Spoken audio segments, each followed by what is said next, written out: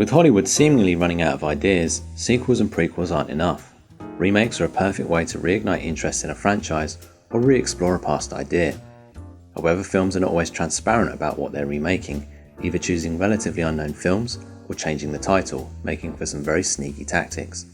We think we're getting something original, when in actuality we're being served up the same dish.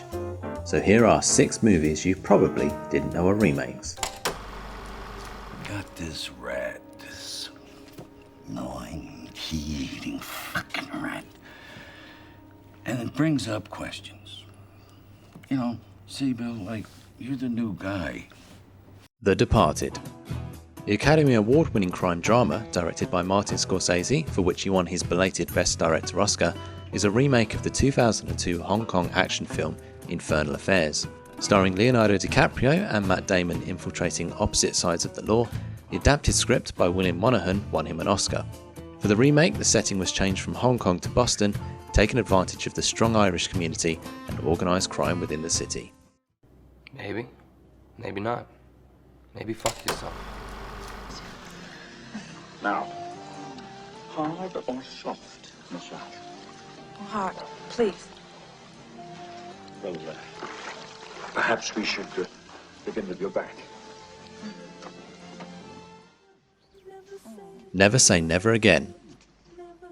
After Thunderballs' release in 1965, co-screenwriter Kevin McClory was clearly not impressed by the film's result, and so attempted this remake 18 years later.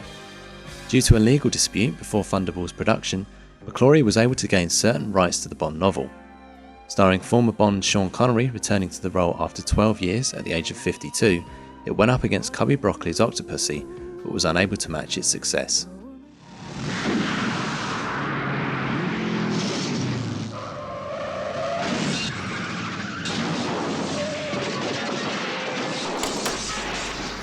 You guys are pros.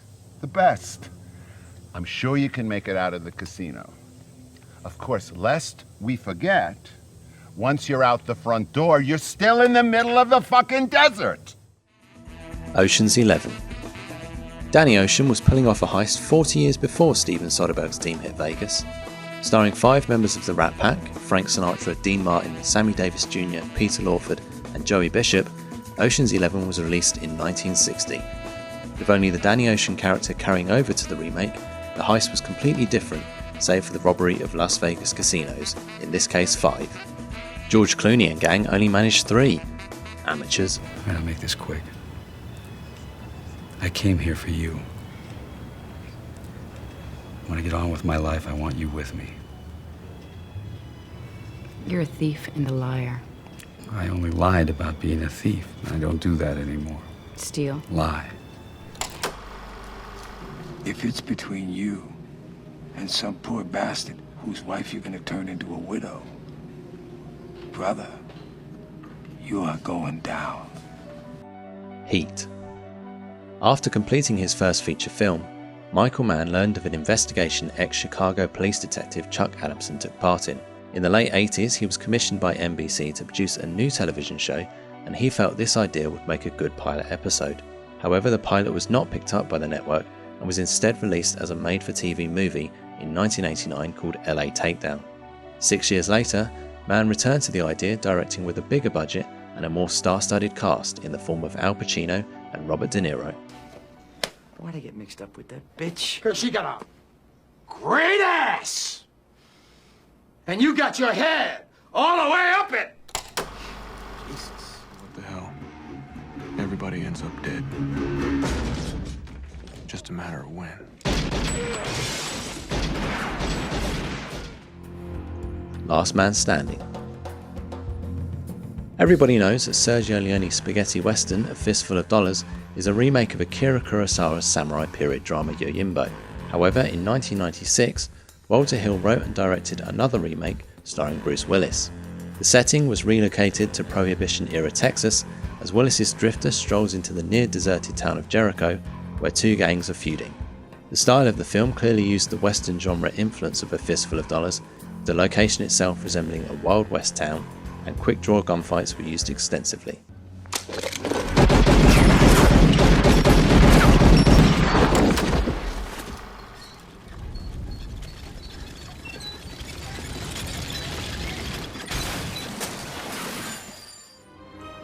Red Dragon. Everybody thinks of Anthony Hopkins when they hear the name Dr. Hannibal Lecter, but he wasn't the first man to portray Thomas Harris's cannibal killer. Back in 1986, Michael Mann wrote and directed an adaptation of the novel Red Dragon, starring William Peterson as FBI agent Will Graham and Brian Cox as the sinister serial killer. In 2002, the novel was adapted again under its original title to continue the franchise started by Silence of the Lambs, with Hopkins making a chilling return.